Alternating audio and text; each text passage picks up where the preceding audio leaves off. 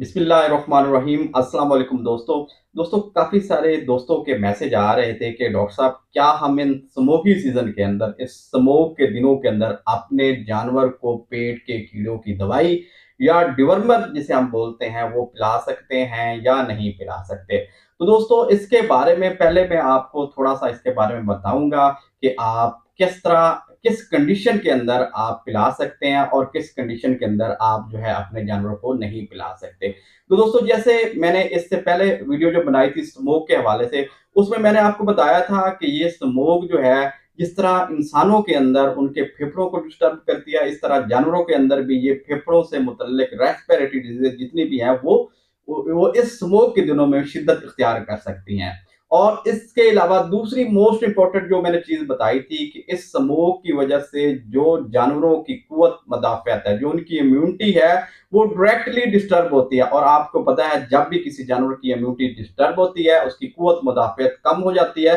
तो मैक्सिमम बीमारियाँ चाहे वो किसी भी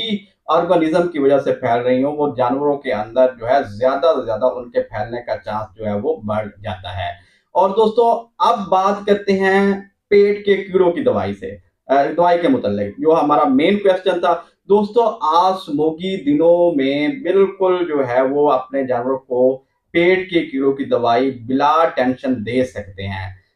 हम ये भी देखते हैं कि क्योंकि ये जितने भी डिवॉर्मर्स हैं या जितने भी पेट कीड़ों की दवाई हैं, ये थोड़ा-सा जानवर का इम्यून सिस्टम उसको ज़रूर डिस्टर्ब करती हैं। लेकिन अगर आपका जानवर सेहतमंद है, तो आप अपने जानवर को सेहतमंद जानवर को इस कंडीशन के अंदर लाजमन पेट के कीड़ों की दवाई आप दे सकते हैं। लेकिन यहाँ पर 2 बातें ज़रूर ज़हन में रखिएगा, अगर ये 2 सूरत हाल अपने जानवरों में आप देख रहे हैं, तो आपने अपने जानवरों को पेट के कीड़ों की दवाई इन स्मोक के सीज़न के अंदर बिल्कुल नहीं देनी। दोस्तों अगर इन स्मोक के सीज़न के अंदर आपके जानवरों के अंदर आप महसूस करते हैं कि उसके अंदर नाक नाक से पानी आ रहा है या उसको थोड़ी बहुत खांसी लगी हुई है, तो इससे आपको ये बात ज़हन में रख लेनी चाहिए कि स्मोक के अंदर चौका फेफड़े डिस्टर्ब होते हैं। तो ये फेफड़ों की बीमारी के स्टार्ट होने की अलामतें होती हैं, नाक से पानी जिसे हम नज़ला बोलते हैं, ज़ुकाम बोलते हैं, और साथ जो है खांसी जब आपके जानवरों में महसूस हो, तो आप इस कंडीशन के अंदर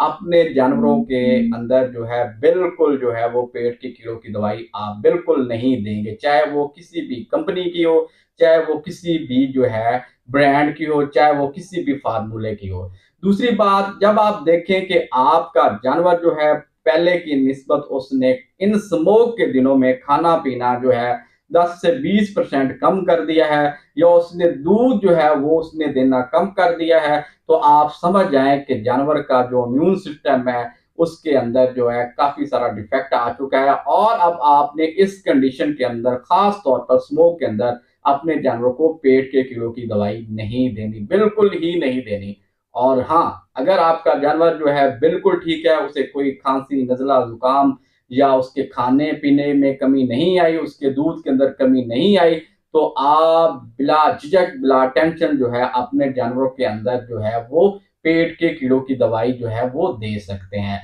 दोस्तों यहाँ पर एक बात ये भी रखिएगा, याद रखिएगा, क्योंकि जो सर्दियों के स्टार्ट में स्मोक होती है वो सल्फ्यूरियस स्मोक होती है, और इसके अंदर सल्फर डाइऑक्साइड की मिकदार बहुत ज़्यादा होती है, और ये सल्फर डाइऑक्साइड जब मॉइस्चर नमी के साथ मिलती है तो ये हवा के अंदर ये स्मोक बन जाती है। तो इसका मतलब है नमी जो है वो मोस्ट इम्पोर्टेंट चीज़ है स्मोक के फैलने के अंदर। तो नमी की वजह से जानवरों में पेट के कीड़ों की तादाद या उनकी जो प्रोडक्शन है उनमें इजाफा हो सकता है। तो आप इन स्मोक के दिनों में ख़ास तौर पर जो जानवर आपके सेहतमंद है, बिल्कुल ठीक-ठाक है, तो उनको आप बिला झिझक जो है पेट के कीड़ों की दवाई देने में किसी किस्म की कोताही मत करें। तो दोस्तों उम्मीद है आपको मेरी ये वीडियो पसंद आई होगी, दुआओं में याद रखिएगा। आप मिलते हैं नेक्स्ट वीडियो के साथ। अल्लाह हाफ़िज़।